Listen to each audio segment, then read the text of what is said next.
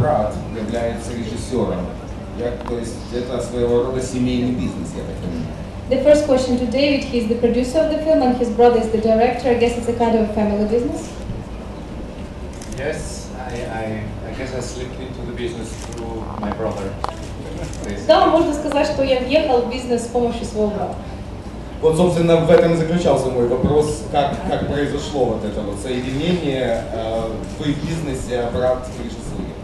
I just wanted to ask you, how did it happen that you became the producer and he became the director? How did it work? Actually, in 2004, he was shooting a movie in Los Angeles, and I was traveling in Central America. В 2004 году он снимал фильм в Лос-Анджелесе, я в то время путешествовал по Центральной Америке. And then things went wrong with his production company in Los Angeles, and he gave me a call. Потом что-то с его продакшн-компанией в Лос-Анджелесе случилось, мне позвонили. And then I helped him do the movie, and then he gave me producer tag for that one. Я помог ему с фильмом, и уже в этом фильме я выступал как продюсер. And then I started being a producer. Но потом начал работать продюсером. Вот так. Спасибо, Давид. И теперь у меня вопрос к Джеку и к Шине. Не можете ли вы рассказать, как вообще происходил подбор этой компании молодых актеров, которые достаточно активно живут на протяжении всего фильма? Как у Кирстен, каков был процесс у режиссера Кирстен Шеридан, когда она вас собирала всех вместе? And now a question to Jack and Shinya. There is this whole team of young actors playing, and they have very active position throughout the whole film. So how did Kirsten manage to gather you all? How was this process of casting and selection going on?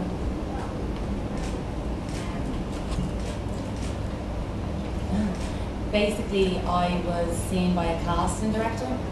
Ну, меня подобрал, собственно, директор по кастингу. Called Nick McGinley, and then I went to audition for Kirsten. Его зовут Ник Магини, затем я уже прошла прослушивание самой Кирстен. But it wasn't an ordinary audition, we went for lunch and we had a chat. So there was never an actual audition, it was all like, let's go for lunch, let's talk, let's just chill out. There was no like actual, just you got to know you as a person first. Ну, это вряд ли можно было назвать прослушиванием, просто сказала, давай пойдем пообедаем, поболтаем, просто расслабимся, то есть ничего такого официального. Oh, there we go.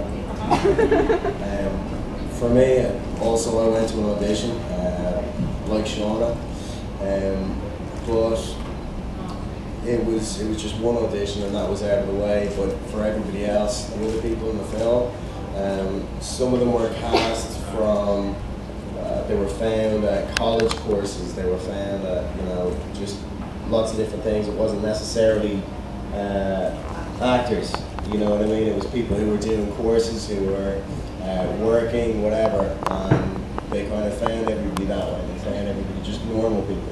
Ну, на самом деле, я тоже так прошел полную процедуру кастинга, прослушивания, но по поводу других актеров все было совсем по-другому. Это были люди из каких-то курсов в колледже актерского мастерства, это люди, которые занимаются вообще абсолютно другой работой, то есть их находили абсолютно в разных местах. And that kind of gives an authentic feel to the film. И я думаю, что это дает такой определенный вкус к фильму. Thank you. Пожалуйста, ваши вопросы.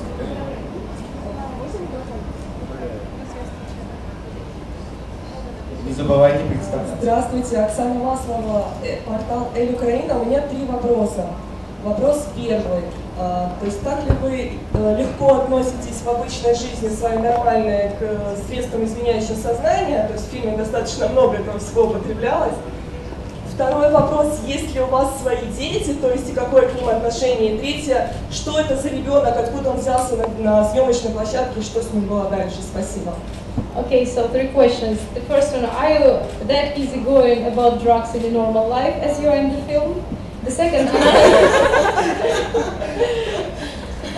do you have your own children? And the third one is, who is the child there in this, that just was in that film, and what happened to him?